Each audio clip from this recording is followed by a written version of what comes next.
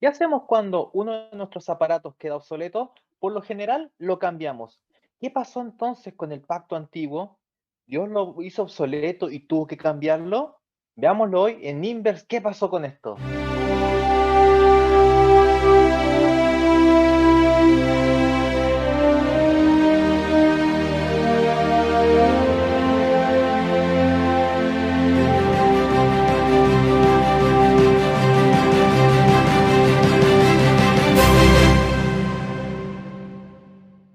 Estás viendo Inverse en español, un programa de Espacio Joven. Y como cada semana tenemos grandes invitados que nos acompañan para poder estudiar, para profundizar, para poder dialogar acerca de la escuela sabática joven. Y para eso vamos a empezar por las damas. Tenemos aquí a nuestra amiga Valentina Ruiz, que ya nos ha acompañado algunas veces anteriores y la queremos saludar en esta tarde. ¿Cómo estás, Valentina?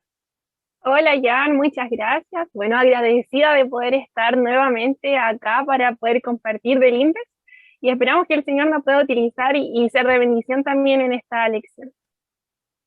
Muchas gracias, Valentina. Así también esperamos nosotros. Muy bien. También tenemos a nuestro amigo Aníbal Navea. Él también nos acompaña desde la ciudad de Chillán. ¿Cómo estás, Aníbal? ¿Cómo te ha ido, amigo? Bien, bien, ya, muchas gracias por la invitación también. Siempre es un privilegio poder compartir y aportar con un granito de arena para el ministerio y poder estudiar la palabra de Dios juntos. Amén, amén. Muy bien. Y también tenemos a quien nos va a acompañar el día de hoy como pastor. Va a ser nuestro pastor Agustín Hermosilla. Pastor, ¿cómo se encuentra? Muy buenas tardes, Jan. Gracias a Dios me encuentro bien, contento de estar nuevamente aquí junto a ustedes y disfrutar de esta lección maravillosa, ¿cierto? Que el Señor ha traído a nuestras mentes y sobre todo queremos que se quede en nuestros corazones también, ¿cierto? Quiero aprovechar la instancia de saludar a mi distrito, el distrito de Maipú Poniente. Sí, así un saludo también entonces a Maipú Poniente, de allá de parte de nuestro pastor Agustín. Bueno, vamos a pedirle también a nuestro pastor que ahora nos ayude a orar para que nuestro invitado especial, el Espíritu Santo, sea quien nos dirija, quien nos instruya, quien nos lleve a toda verdad acerca de lo que vamos a estudiar el día de hoy. Por favor, pastor. Amén, amén. Inclinemos nuestra cabeza para orar. Padre amado, Dios eterno, a esta hora estamos acudiendo ante tu santa y divina presencia, porque necesitamos de ti, necesitamos de tu Santo Espíritu, para que pueda guiarnos en el repaso de esta lección, de lo obsoleto a lo vigente, pero por sobre todo, que las enseñanzas que podamos entregar a esta hora sean para honrarte y glorificarte, para atesorarlas de mejor forma en nuestro corazón y de esa forma heredar el reino de los cielos. Te invitamos, no por nuestros méritos, sino por Cristo Jesús. Amén. Amén. Muy bien, entonces ahora vamos a pedirle a nuestra amiga Valentina, que está allí, ¿verdad? Que nos pueda leer el texto base que está en Hebreos capítulos 8, versos del 7 al 13, por favor. Bien, dice así, si aquel primer pacto hubiera sido sin defecto, ciertamente no se habría procurado lugar para el segundo, pues reprendiéndolos dice, vienen días, dice el Señor, en que estableceré con la casa de Israel y la casa de Judá un nuevo pacto, no como el pacto que hice con sus padres el día que los tomé de la mano para sacarlos de la tierra de Egipto. Como ellos no permanecieron en mi pacto, yo me desentendí de ellos, dice el Señor. Por lo cual, este es el pacto que haré con la casa de Israel después de aquellos días, dice el Señor. Pondré mis leyes en la mente de ellos y sobre su corazón las escribiré y seré ellos por Dios y ellos me serán a mí por pueblo. Ninguno enseñará a su prójimo ni ninguno a su hermano diciendo, conoce al Señor, porque todos me conocerán desde el menor hasta el mayor de ellos, porque seré propicio a sus injusticias y nunca más me acordaré de sus pecados ni de sus maldades. Al decir nuevo pacto, ha dado por viejo al primero, y lo que se da por viejo y se envejece está próximo a desaparecer. Ujú. Muy bien, entonces aquí a Valentina nos dice que hay un nuevo pacto y también este da por viejo al primero. Entonces, la pregunta es, ¿qué hace que este primer pacto sea defectuoso y haya que cambiarlo por uno nuevo? ¿Qué pasó con Israel? Bueno, Jan, considerando, ¿cierto?, la pregunta que estás realizando, lo primero que debemos hacer, quizás a esta hora, es poder ir a la hermenéutica y que la hermenéutica nos guíe un poquito en esta aclaración. ¿Por qué? ¿Qué hace que el primer pacto sea defectuoso? La respuesta es que el primer pacto era un tipo y el segundo pacto, ¿cierto?, era un antitipo. ¿A qué me estoy refiriendo con eso? Cuando Dios utiliza la ilustración de los tipos, está mostrando una verdad divina, una verdad bíblica para nuestra vida. Y en este aspecto, ¿cierto?, la palabra que se utiliza aquí en griego es la palabra tupos, que quiere decir tipo. De ahí viene, ¿cierto?, lo que podríamos decir las máquinas de escribir antiguas. Son un tipo de máquinas, ¿cierto?, que ya están obsoletas, ¿cierto?, que ya no sirven. Entonces, si están obsoletas, ¿qué es lo que sucede con el pacto antiguo? Ya no sirve. Por eso, ¿cierto?, nosotros debemos saber que en esta ilustración que Dios hace con los tipos, está mostrando ¿qué cosa? Está mostrando que este pacto, el nuevo, es mejor, pero, ¿cierto?, debemos saber que por lo menos existen tres tipos o tres tipologías. Está la tipología de personas, está la tipología de cosas y está la tipología de eventos. Y en este caso, ¿cierto?, Israel, ¿por qué no permaneció? Y mira lo que dice el libro de Salmos, capítulo 78, versículo 37. ¿Por qué no permanecieron en el pacto que habían hecho con el Señor antiguamente? Y dice de esta forma, pues sus corazones no eran rectos con él, ni permanecieron firmes en su pacto. Entonces, ¿por qué no permanecieron? Era porque ellos no eran rectos.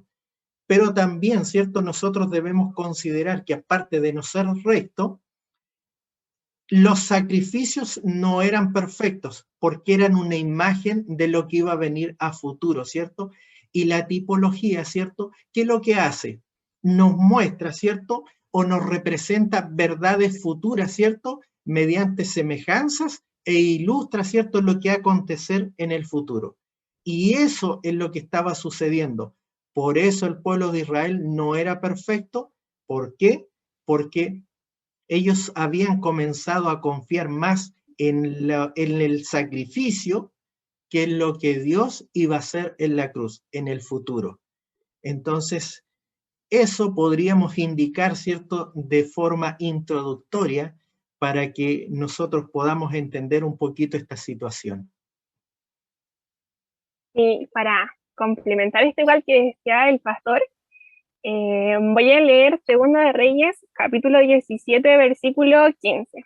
Dice, desecharon sus estatutos, el pacto que él había hecho con sus padres y los testimonios que él había prescrito, siguiendo en pos de vanidades y haciéndose vanos ellos mismos por imitar a las naciones que estaban alrededor de ellos, aunque Jehová les había mandado que no obraran como ellas. Entonces, como hemos visto, cierto, a lo largo de esta lección, de este folleto, esto del pacto antiguo y del pacto nuevo no tenía que ver algo tanto histórico, cierto, con fechas, sino que realmente con algo experiencial, de cómo se llevaba, cierto, de cómo se apreciaba estos pactos. Entonces acá veíamos, cierto, también en el versículo que leía el pastor, que fue el pueblo el que no quiso aceptar este pacto. Literalmente dice acá que lo desecharon, a pesar de que Jehová, ¿cierto?, había sido como marido para ellos. Él había sido como un esposo, ¿cierto?, que lo amaba, que hizo este nuevo pacto por amor a ellos, pero finalmente fue el pueblo el que decidió desechar este pacto, hacer oídos sordos, y por eso es que tiene un defecto. No porque la propuesta, ¿cierto?, de este pacto tenga un defecto, sino porque el pueblo lo quiso desechar. Pues sí, de verdad que donde se produce el problema en el primer pacto, el versículo 9, el versículo 7 nos mencionan algo muy diciente. El versículo 9 nos dice que ellos no permanecieron dentro de mi pacto, y el versículo 7 nos dice hallando falta en ellos. Es interesante que en Jeremías capítulo 2, versículo 13, nos dice una sentencia muy interesante también. Porque dos males ha hecho mi pueblo, me dejaron a mí fuente de agua viva, por cavar para sí cisternas rotas que no retienen el agua. Vemos el mismo patrón de comportamiento de parte del pueblo. No es que en Dios esté pues el centro del problema, sino que es más antropocéntrico, es parte del ser humano que él se aparta, que él tiene el problema y que en él se halla un defecto. Vemos en Malaquías 3:6 que nos dice que Jehová no cambia, por eso el pueblo de Israel no ha sido consumido. También en el libro de Hebreos, capítulo 13, versículo 8, que Jesucristo, el mismo ayer, hoy y por los siglos, de manera que la palabra de Dios nos dice que el problema no se centra en la persona de Dios, en la persona del Creador, sino que el defecto está en el elemento humano. Una ilustración clara de eso está en el caminar del pueblo de Israel. Desde que el Señor los sacó de tierra de Egipto, con plaga y con grandes prodigios y maravillas, nosotros vemos que el Señor fue fiel en abrir el mar rojo, en sustentarlos con comida, con agua, con calor, con sombra, con todas las cosas hasta que los llevó a la tierra prometida. Sin embargo, ellos fueron los que se comenzaron a rebelar, ellos fueron los que comenzaron a dar 40 años vuelta alrededor de un desierto.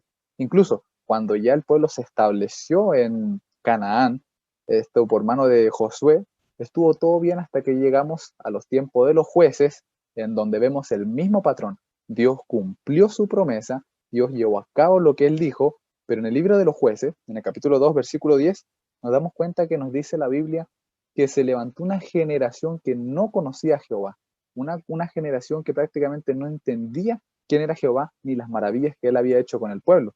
De manera que volvemos a lo mismo. El problema no está en Jehová, no está en Dios, no está en el Creador, ni en el que confirma el pacto, sino en el elemento humano en donde se ha hallado defecto. Así es, Aníbal. Indudablemente, ¿cierto? La culminación del pacto hecho con Adán se ve reflejada en Jesús. Y en el libro de Isaías, ¿cierto? Habla de este retoño, ¿cierto? Saldrá, dice Isaías capítulo 11, saldrá una vara, dice, del tronco de Isaí, un vástago, un retoño de sus raíces. Y dice, y reposará sobre él el espíritu de Jehová.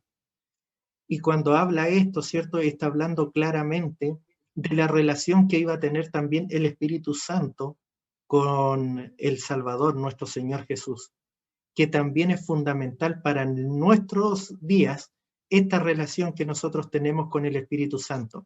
La justicia impartida es fundamental para que vivamos una vida, ¿cierto?, en relación con Cristo y una vida hacia la santificación.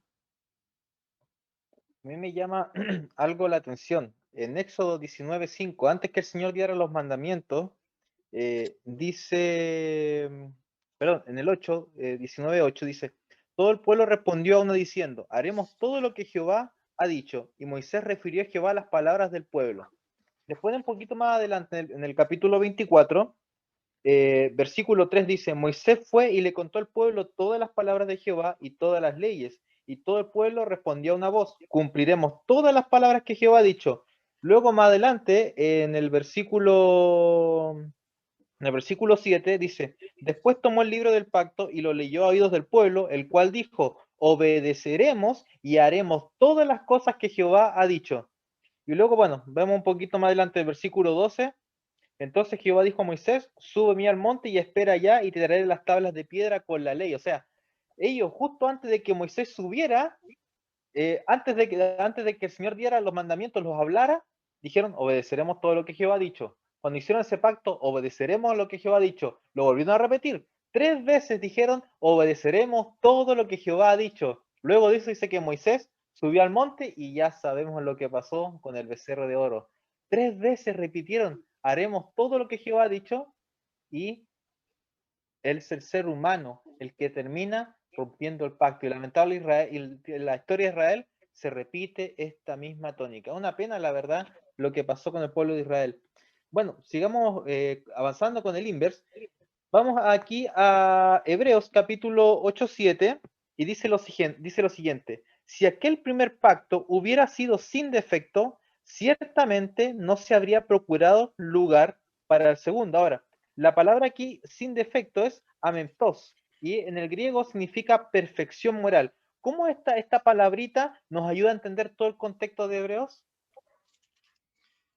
Bueno, Jan, como dice, hay que dejar que la Biblia responda. Y en este aspecto, ¿cierto? Tenemos que retroceder solamente un par de versículos y vamos a encontrar que en Hebreos capítulo 7, el verso 11 y 18 dice lo siguiente. Dice, pues si la perfección fuera por el sacerdocio levítico, bajo el cual recibió, dice, el pueblo la ley, ¿qué necesidad habría aún de que se levantara otro sacerdote según la orden de Melquisedec y que no fuera llamado según la orden de Aarón? Y el verso 18 dice, queda pues abrogado el mandamiento anterior a causa de su debilidad e ineficacia. Claramente, ¿cierto? Está hablando que el primer pacto era defectuoso porque en primer lugar los becerros ni los machos cabríos podían salvar al pueblo de Israel. El que los salvaba era el Señor Jesús. Entonces, esta tipología estaba mirando hacia el futuro, a lo que Cristo iba a hacer en la cruz. Y este término, como tú mencionas, amentos, se refiere a una persona irreprochable, perfecto, una persona excelente, una persona intachable. O sea, no hay nada que sacar de él. Por eso el libro de Hebreos, ¿cierto? Dice que tenemos un sumo sacerdote que se compadece en todo, ¿cierto? Que fue tentado en todo, incluso dice según nuestra semejanza, pero sin pecado. Y en este aspecto, ¿cierto? Aquí como relaciona el libro de Hebreos, está diciendo que el antiguo era defectuoso porque la sangre de los machos cabríos, la sangre de los sacrificios, no era la que salvaba. El que iba a salvar era Cristo. Y el pueblo de Israel, ¿cierto? Apartó su corazón y le dio más validez a los sacrificios, creyendo, ¿cierto?, que estos los podían salvar, siendo que estaba mirando hacia el futuro. Se habían olvidado de esto. Y así como decía el pastor, ¿cierto? Los sacrificios en sí, ¿cierto? Estaban siendo ineficaces, pero así también los sacerdotes, porque sabemos, ¿cierto?, que originalmente le correspondía a la tribu de Leví.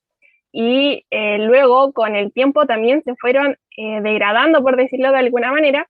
Y Ellen White también nos da más detalles acerca de eso y dice que estaba totalmente corrompido la manera en que se escogían estos sacerdotes. Dice que lo que hacían eran como sobornar, inclusive llegaban a matar para poder ser sacerdotes y oficiar estos rituales, ¿cierto? Y entonces solamente por un tema de tener poder, de tener gloria, de tener este puesto, de poder oficiar los rituales. Entonces, como decía, ¿cierto? Los versículos que valía el pastor, el 18, entonces dice, a causa de su debilidad e ineficacia, ya debido a esto, ¿cierto? Obviamente estaban haciendo ineficaces. Entonces, el versículo siguiente, el 19, dice, pues la ley nada perfeccionó y se introduce una mejor esperanza por la cual nos acercamos a Dios. Y cuando habla de, o sea, cuando dice la palabra o la letra I, para nosotros es como una visión, pero si nosotros nos vamos al original, en realidad quiere referirse a decir pero o más, o como algo más lo contrario. Entonces dice, si bien esto, ¿cierto?, estaba siendo ineficaz, no dice, pero se introduce una mejor esperanza por la cual nos acercamos a Dios. Entonces nosotros vemos que quien tiene perfección, ¿cierto?, en quien no hay pecado, en quien es moral, es Cristo, la esperanza de gloria. Muy bien, de verdad que ese versículo es clave para poder comprender la magnitud de la esencia también del libro que estamos estudiando en relación a los pactos, porque si el antiguo hubiera sido sin defecto, o como se menciona ahí, con perfección moral, entonces no habría lugar para uno nuevo. Eso está claro, porque si realmente en el pacto, como diría por ahí, en el pacto egoísta, porque el antiguo pacto basado en las obras, en lo que yo puedo hacer para alcanzar el favor, lo que yo puedo hacer para conseguir la aceptación de Dios o la comunión con Dios, está basada en el egos, en el uno mismo, pues. Y dice Pablo en Romanos 7, que ya se ha estudiado, una experiencia muy interesante en donde él está centrado en lo que él puede hacer y en lo que él quiere hacer y en lo que él sabe hacer y en lo que él le gustaría hacer, pero se da cuenta que en su egoísmo y en lo que él quiere hacer hay un mal que está intrínseco, que está ahí mismo, de manera que eso no nos lleva a una perfección moral, sino que nos sume más en una condición, como dice el mismo, miserable hombre de mí. Sin embargo, en un nuevo pacto ya vemos una persona o un pacto que no se centra en el ser humano, no se centra en lo que yo pueda hacer, sino en lo que Dios ya ha hecho. Y no solamente eso, sino la promesa va más allá en hacer lo que Dios hizo, pero dentro también del impotente ser humano que no puede alcanzar una perfección moral. Entonces, de manera que esa clave, eso es clave, perdón, para poder comprender la esencia del libro de Hebreos, un nuevo pacto en la capacidad de Dios para hacer en el hombre lo que el hombre no puede hacer por sí mismo. Así es, este pacto experiencial, ¿verdad? El que finalmente queda ahí deshecho porque fueron los israelitas los que, como dice aquel, no permanecieron en el pacto. ¿Cuál pacto? El pacto que Dios le había dado a Abraham, que lo hemos estudiado, como decía Aníbal, en las diferentes ya lecciones. Y no hicieron este pacto, no fue en su experiencia este nuevo pacto, este pacto de que Dios le podía dar el poder de guardar la ley. Lamentablemente, tuvo, como decían ustedes, venir este sumo sacerdote, Cristo, para mostrar el camino a este nuevo pacto. Muy bien. Ahora, el hecho dice de que los pactos del Antiguo Testamento no fueron ratificados hasta la muerte de Cristo. ¿Significa que nadie hasta su muerte fue oficialmente perdonado? ¿Qué piensan ustedes? Bueno, Jan, continuando, ¿cierto? Con tu pregunta, mira lo que dice el libro de Hebreos, capítulo 8, versículo 13. Dice, al decir nuevo pacto, dice, ha dado por viejo el primero, y lo que se ha dado por viejo, dice, se envejece y está próximo a desaparecer. Y mira lo que dice el 9:15 del mismo libro. Agrega, dice, por eso Cristo es mediador de un nuevo pacto, para que, dice, para que interviniendo, dice, muerte para la remisión de los pecados cometidos bajo el primer pacto, los llamados así reciban la promesa de la herencia eterna. La palabra de Dios, ¿cierto?, es sumamente clara en decir que la muerte de Cristo es la que perdona los pecados. La muerte de Cristo es la que a nosotros nos da la redención, nos da la salvación. Por eso, ¿cierto? El plan de salvación tiene procesos, tiene etapas que deben irse cumpliendo. Por eso se llama, ¿cierto?, plan de salvación, porque deben existir diferentes etapas. Y cuando Cristo viene y paga, ¿cierto?, se llama a eso, está la justicia imputada, ¿cierto?, que se imputa en Cristo, nuestros pecados, Él los paga y ahora recién nosotros podemos tener salvación. Pero es la sangre de Cristo la que perdona los pecados de toda la raza humana.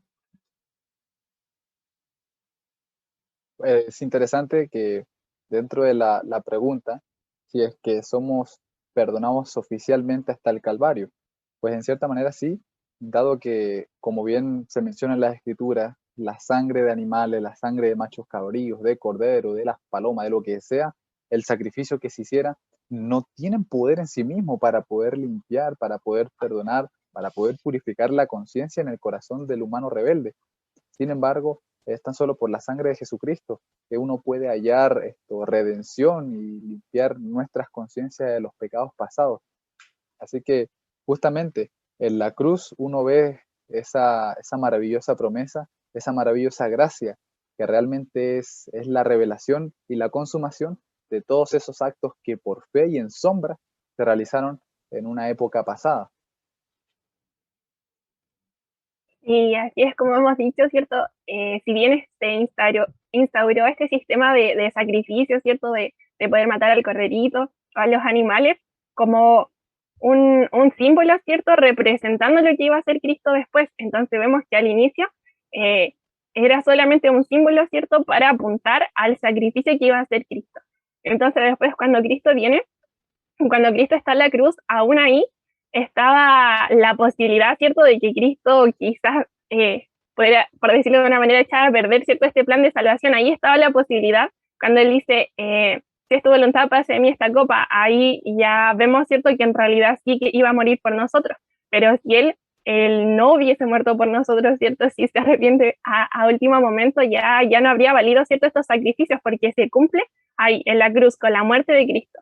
Y para confirmar esto también está Hebreos 9, versículo 28, que son los capítulos, ¿cierto?, que estábamos estudiando en esta lección, que dice, así también Cristo fue ofrecido una sola vez para llevar los pecados de muchos, y aparecerá por segunda vez sin relación con el pecado para salvar a los que lo esperan.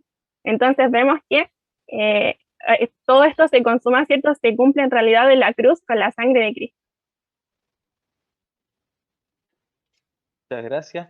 Exacto, bueno, los sacrificios empezaron, dice la hermana White, cuando Adán y Eva pecan, ¿verdad? Y ellos hacen estas vestiduras de hojas de higuera, el Señor les hace hacer un sacrificio desde allí, pero ese sacrificio, ¿a quién simboliza últimamente? A Cristo. Luego cuando Juan el Bautista lo ve, dice, este es el Cordero de Dios, que ¿qué cosa hace? Que quita el pecado del mundo. Así que desde Adán, desde ese primer sacrificio que hizo, apuntaba todo a Cristo como nuestro real sacrificio, y también como dice acá el Hebreos capítulo 8, el versículo 1, que todo lo que viene diciendo Pablo en toda esta epístola es que tenemos tal sumo sacerdote que se sentó a la diestra del cielo. Así que todo se enfoca en el ministerio sumo sacerdotal de Cristo.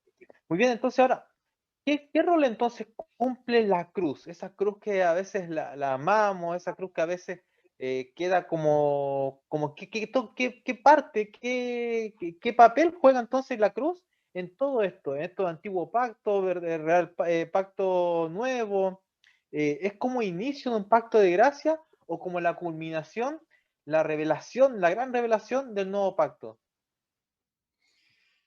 Mira, el espíritu de profecía, Jan, dice lo siguiente con relación a esto. Dice, la expiación de Cristo selló, dice, para siempre el pacto eterno de la gracia. Era el cumplimiento de todas las condiciones que por estar quebrantadas habían inducido a Dios a suspender la libre comunión de la gracia de la familia humana. Y mira lo que continúa diciendo.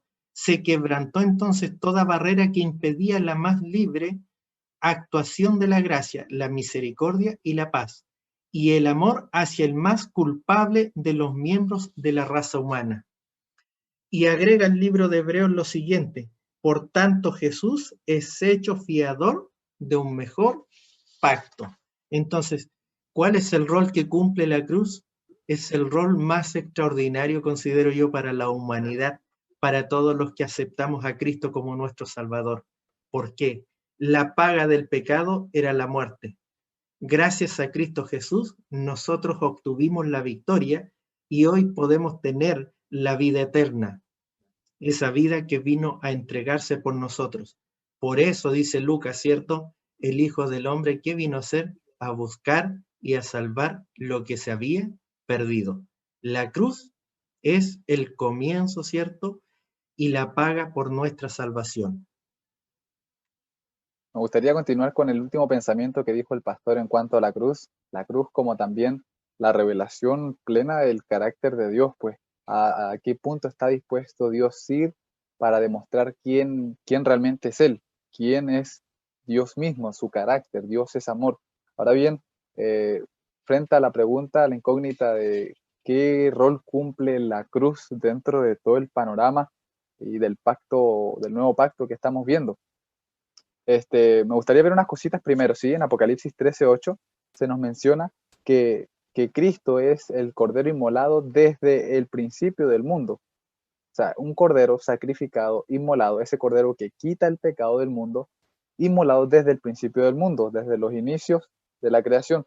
Y en 1 de Pedro 1, 19, muy interesante eso, sí lo voy a leer, dice así, hablando acerca de la redención que hemos tenido, no con oro ni plata, ni cosas que perecen, ni corruptibles, sino, dice el versículo 19, con la sangre preciosa de Cristo, como de un cordero, sin mancha y sin contaminación, ya preordinado desde antes de la fundación del mundo. Y ahorita dice un secreto bien interesante, algo interesante, porque Apocalipsis dice que Él fue inmolado desde el principio, y ahorita dice Pedro, por el mismo Espíritu Santo, que este fue desde el principio del mundo sacrificado, pero dice manifestado en los postreros tiempos o en el cumplimiento del tiempo por amor de vosotros. De manera que la cruz no es que genere perdón en el corazón de Dios, no es que Él estimule el perdón en el corazón de Dios, sino que porque Dios es amor y porque Dios es perdón, la cruz es una revelación pero absoluta y concreta de lo que realmente Dios es. Era una cruz lo que se estableció en el momento en que Adán pecó, porque si ustedes se dan cuenta, dice Éxodo 34, la gloria de Dios, el carácter es Jehová, o yo soy el que perdona la rebelión, el que perdona el pecado y el que perdona también la iniquidad. En ese mismo momento Adán no fue consumido, sino que Dios se acercó en lo que Él es, en el Dios de perdón, el Dios no conocido, como decían también los atenienses. De manera que el rol de la cruz es la revelación del carácter de Dios, es la culminación de lo que realmente Dios estaba enseñando a través de todas estas sombras. Y en el camino a Cristo se nos dice que nada menos que el sacrificio que Cristo hizo por la humanidad en rebelión era la forma de poder expresar el amor de Dios a una humanidad caída. Y en Juan 3:16 vemos que de tal manera amó Dios a este mundo que dio a su Hijo unigénito para que todo aquel que en él cree no se pierda, sino que tenga vida eterna. Bien, como nosotros sabemos, ¿cierto? Podemos ver el plan de salvación directamente en el santuario. Entonces, sabemos, ¿cierto?, que estaba la muerte de los cabritos en esos tiempos, pero también sabemos que Cristo viene a cumplir esto, que era símbolo anteriormente, ¿cierto?, pero se cumple en la cruz. Entonces, vemos, ¿cierto?, que es súper importante este momento, era decisivo porque estaba la vida, ¿cierto?, de la humanidad en juego, si es que Cristo decidía o no morir en la cruz. Entonces vemos, ¿cierto?, que es algo súper importante, pero también sabemos que en el santuario no todo terminaba ahí con la muerte, ¿cierto?, del animal ni con la sangre, sino que también estaba el lugar santo y luego estaba el lugar santísimo. Entonces, si bien vemos que al morir Cristo, ¿cierto?, también está este nuevo pacto que sabemos que es experiencial, donde nosotros ya no vivimos bajo la ley, sino bajo la gracia, y ya vimos anteriormente, ¿cierto?, que no tiene que ver con algo de que ya si cumple o no los 10 mandamientos, pero también sabemos que no todo termina ahí, porque también sabemos que nosotros ahora actualmente, desde 1844, ¿cierto?, también estamos viviendo este día de la expiación, el día del Yom Kippur. Entonces, como vemos, esto si bien es un momento muy importante, la muerte de Cristo en la cruz, pero no todo termina ahí. Así es, ¿verdad? Tenemos entonces esta expiación final que todavía la estamos viviendo ahora, este día de expiación que estamos aquí. Entonces ahora, entendiendo esto de que estamos viviendo en este día de expiación, entendiendo de que todas esas promesas que se le dieron a Abraham, esas promesas que se le dieron a Adán, y que todas esas promesas que se dieron en el Sinaí, y todas esas leyes, y ese evangelio que se dio, es exactamente el mismo, y es el nuevo pacto. ¿Cómo esto entonces me lleva, me genera un cambio en mi vida? ¿Cómo esto, viendo que esta cruz sella, ¿verdad?, todo este pacto, cómo esto, entonces ahora mi vida puede cambiar con todo esto que hemos aprendido? ¿Cómo lo podemos aplicar? Oye, Jan, mira qué interesante la pregunta que acabas de hacer, porque lo que debería prácticamente ocurrir en cada uno de nosotros cuando miramos una cruz como realmente eh, pues la revelación de lo que Dios es capaz de hacer para poder comprometerse y demostrar el compromiso para con la humanidad, el sello de un nuevo pacto, lo que debería ocurrir en nosotros, me gustaría delinearlo en el Evangelio según San Juan. En el Evangelio según San Juan, desde el capítulo 12 en adelante, nosotros podemos revisar lo que debería ocurrir por las palabras de Cristo en cada uno de nosotros cuando nosotros vemos esta maravillosa revelación de un nuevo pacto concretado en la cruz. En San Juan 12:32, nosotros vemos que el Señor Jesús dice, si el Hijo del Hombre o cuando yo fuere levantado, dice, a todos atraeré a mí mismo. Lo primero que debería ocurrir es una atracción a Cristo. Cuando yo veo la revelación magna del carácter de Dios, lo primero que va a ocurrir en nosotros es prácticamente atracción a Cristo. Luego de eso, en el capítulo 13, versículo 15 más o menos, nosotros vemos que Cristo dice, ejemplo les he dado para que como yo hice, vosotros también hagáis. Una vez que somos atraídos a Cristo, en plena comunión, porque ellos estaban teniendo la cena, en plena comunión uno puede tener y seguir el ejemplo de Cristo. En el capítulo 14 dice que si me amáis, guardad mis mandamientos. El ejemplo de seguir a Cristo conlleva en sí mismo el guardar, pero es una observancia, es un atesoramiento de la palabra y de los mandamientos de Dios por amor, movido por el poder absoluto del amor.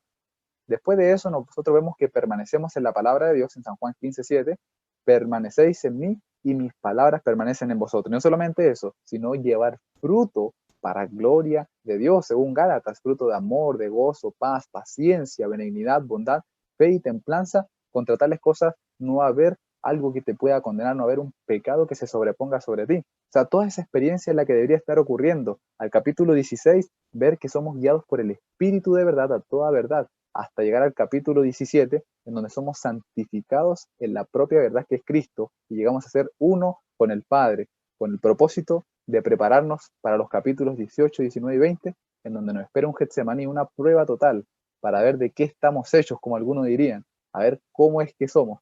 Y el capítulo 19 y 20, para un calvario y poder darle gloria a Dios. Y así como Cristo en la cruz reveló el magno carácter de Dios, nosotros en el Gólgota o en el Calvario que nos espera a cada uno de nosotros, habiendo tenido esa experiencia del nuevo pacto, poder darle gloria a Dios en toda su magnificencia. Amén. Y bueno, para complementar y continuar con esta idea también que decía Aníbal, me gustaría leer 2 Corintios capítulo 5 versículos 14 y 15 que dicen: el amor de Cristo nos constriñe, pensando esto, que si uno murió por todos, luego todos murieron, y Él por todos murió, para que los que viven ya no vivan para sí, sino para aquel que murió y resucitó por ellos. Entonces allí nosotros vemos, ¿cierto?, este inmenso amor, quizás a veces poco entendido para nosotros amor, que tuvo Dios por nosotros, ¿cierto?, de dar a su Hijo para que Él muriera en la cruz. Entonces, en esto, ¿cierto?, de la muerte de Cristo por nosotros, en que aún siendo pecadores, aunque nosotros no lo merecíamos, de hecho, cuando nosotros estábamos, ¿cierto?, viviendo experiencialmente en el antiguo pacto, estábamos condenados bajo la ley.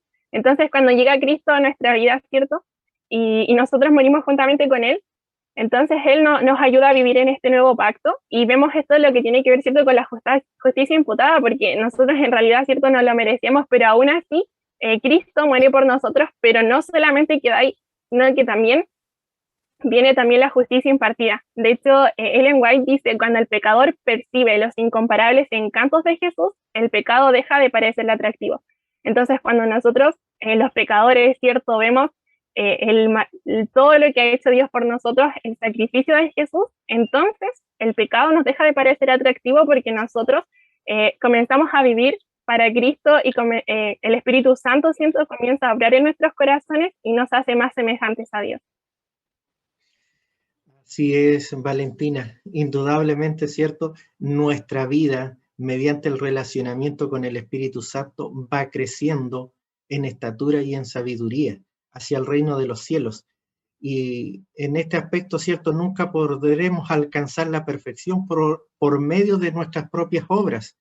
El alma que contempla a Jesús mediante la fe, esta es la que, ¿cierto?, es la que se hace efectiva en nuestra vida. Y aquí se hace efectivo, ¿cierto?, lo que el profeta Jeremías escribió, ¿cierto?, antes de que el pueblo de Israel fuera llevado cautivo a Babilonia. Y les dice de esta forma: vienen días, dice Jehová, en los cuales haré un nuevo pacto con la casa de Israel y con la casa de Judá. Dios siempre está dispuesto a darnos nuevas oportunidades, a hacer un nuevo pacto con nosotros. Y en ese aspecto, ¿cierto?, este pacto se hizo realidad en Cristo Jesús. Por eso Cristo es nuestro Salvador, es nuestro Redentor, el que nos lleva hacia la salvación. Nosotros solamente debemos aceptarla y tomarla y hacerla efectiva en nuestra vida.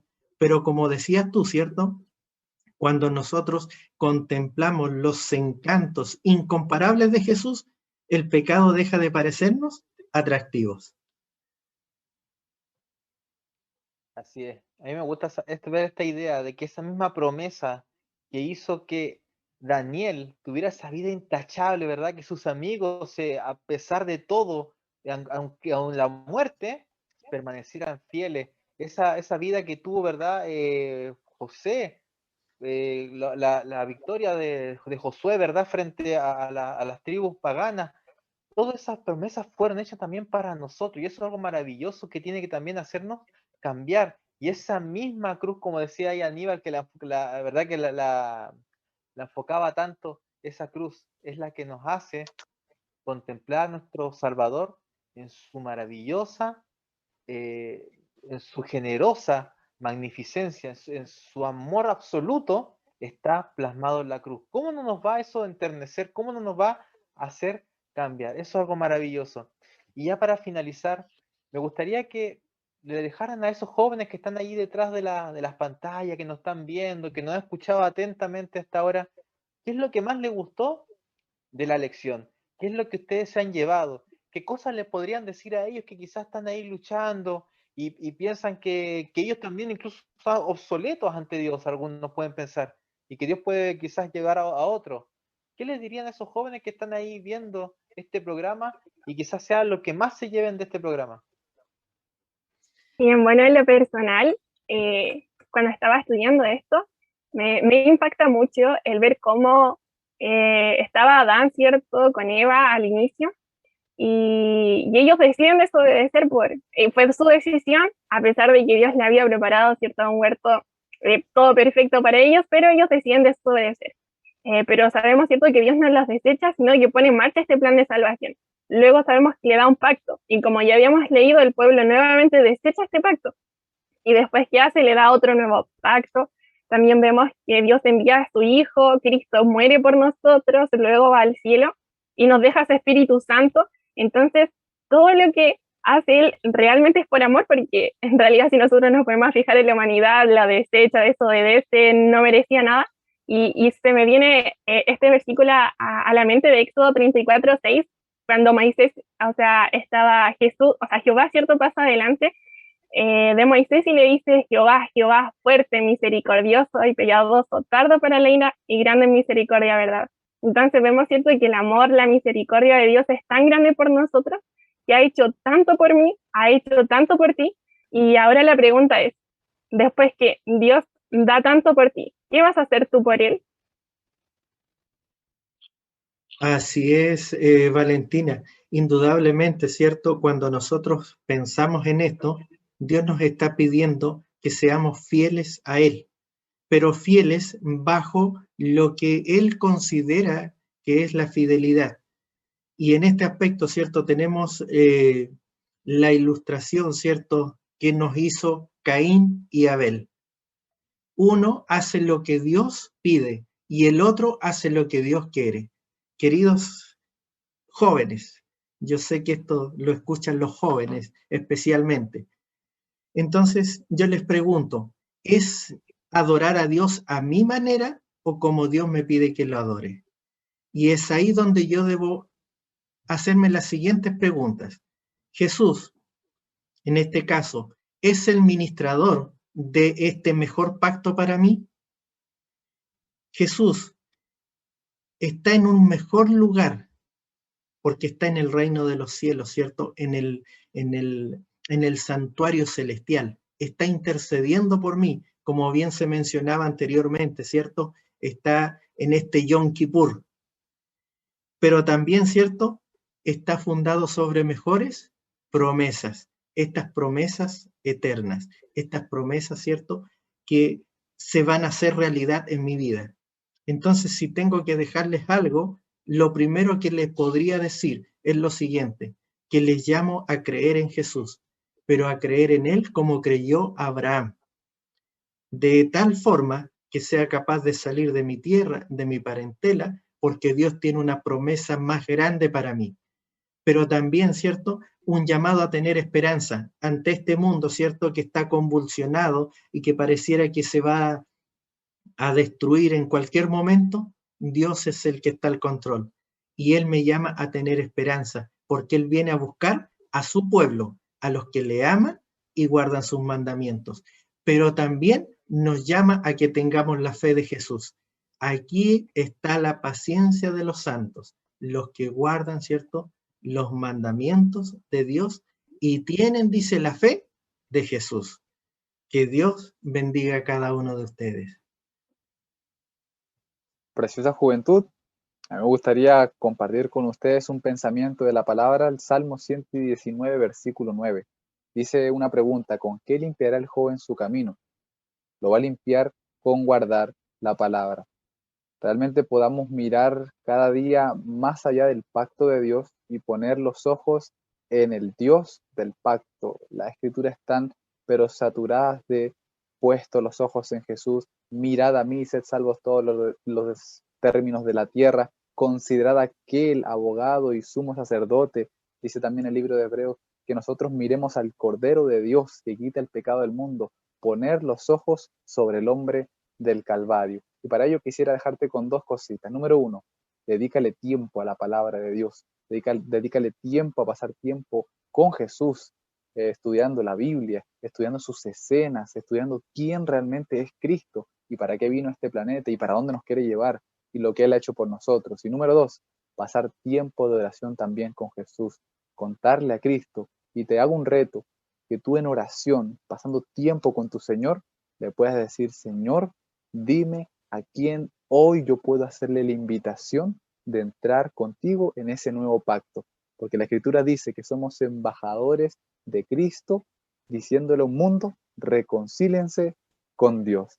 Así que el Señor te bendiga, te guarde, y recuerda, tenemos un Jesús todopoderoso que ha hecho todo ya para que nosotros podamos darnos libertad del pecado solamente, no solamente a nosotros, sino a todo el mundo por la fe en Cristo. Así es. A mí me gustaría decir a los jóvenes que en este capítulo en el libro de Hebreos, la epístola de Hebreos, se nos presenta a Jesús, estando allá a la diestra del Padre, ¿verdad? Ministrando por nosotros como un sumo sacerdote. Y muchas veces quizás puedas pensar de que Jesús está allá, en el lugar santísimo, en el cielo. Pero en el capítulo 10 nos dice que Él quiere escribir las leyes en tu mente y en tu corazón.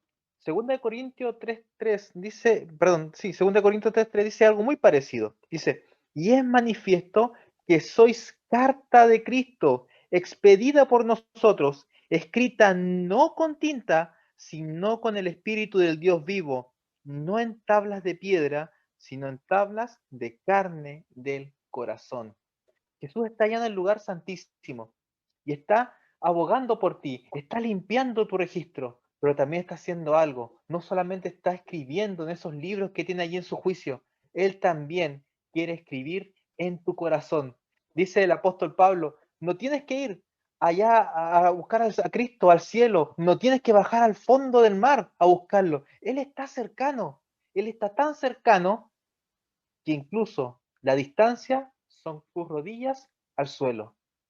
Solamente arrodíllate a orar, pídele que Él venga, que escriba sus leyes en tu corazón y Él lo va a hacer para hacerte andar en nueva vida, para hacerte andar en sus sendas y en sus caminos. ¿Cuál es lo que tienes que hacer? Arrodillarte, pedirle perdón y decirle, Señor, hazme andar en nueva vida, una vida victoriosa, en tu nombre, con tu sangre y con tu espíritu, podemos salir adelante. Por ti no lo puedes hacer, pero el Señor tiene ese poder para dártelo y hacerte más que un vencedor. Bueno, muchas gracias por acompañarnos el día de hoy. Muchas gracias, Aníbal, por esos tremendos aportes.